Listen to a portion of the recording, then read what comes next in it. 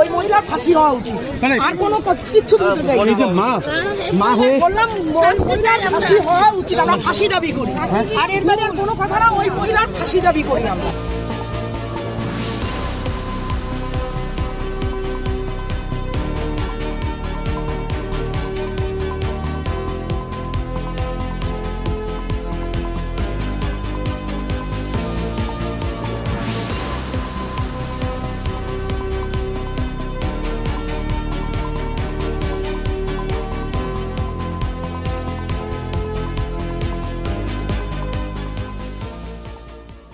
দুটোর দিকে বাবাকে খেতে দিয়ে আমি স্নানে গিয়েছিলাম, স্নানের থেকে এসে দেখে এখানে নেই।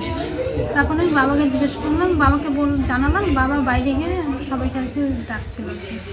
কতক্ষণ আপনি বাইরে ছিলেন, মানে কতক্ষণ পরে জানলেন কি নেই? আমি 10 মিনিট হয়ে গেছে, বাথরুমে গিয়েছিলাম দুটোর দিকে বাবাকে খেতে দিয়ে, তারপর দেখছি এসে যে ও নেই। কি মনে হয়, কি মনে হয় দিদি, কি মনে হয়? কেউ নিয়ে গেছে চুরি করে? হ্যাঁ, চুরি করে নিয়ে গেছে।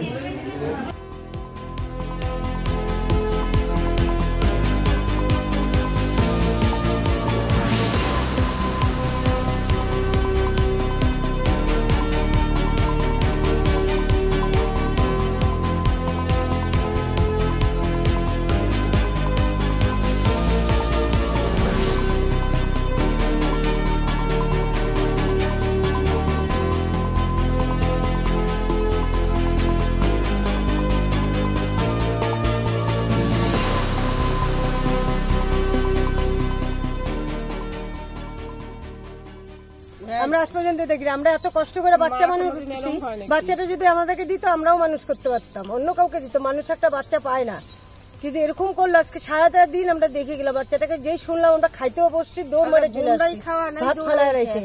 এরকম মা হয় জীবনে আমরা ভাবতে পারিনি। বাচ্চাটাকে মায়ের ফালায় দিছে, আমরা বারবার করে বলছি যে এদিক দিয়ে কাজ হচ্ছে, সে এদিক দিয়ে হচ্ছে। এরকম মা যে হয় আমরা জীবনে ভাবতে পারিনি।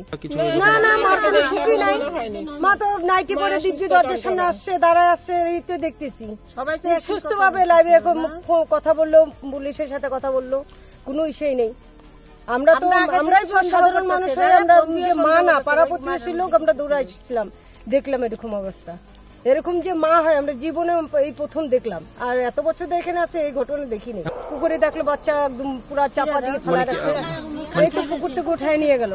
জীবন আজ পর্যন্ত দেখিনি এরকম। ভগবানের জন্য আর কোনোদিন কাউকে না দেয়। আমরা যেটুকু দেখছি সবাই বলা বলি করতেছে, প্লাস্টিকে মুড়ায় ভারী কিছু দিয়ে বলে ফেলাই দিছে। এখন গলা চিপি মারছে না তাজাই ফেলাই দিছে, বাচ্চাকে ঘুমের অবস্থা তা তো বলতে পারলাম না। আর বাড়ির পিছন দিয়ে করছে কাজটা। এই জায়গাটা এদিকতে নির্ঝুম, তো আমরা সবসময় একই করছি যে ওদিক পাশটাই হয়েছে, সেম ওই যে পুকুরটাতে হইলো ঘরের পিছনটা দিয়ে।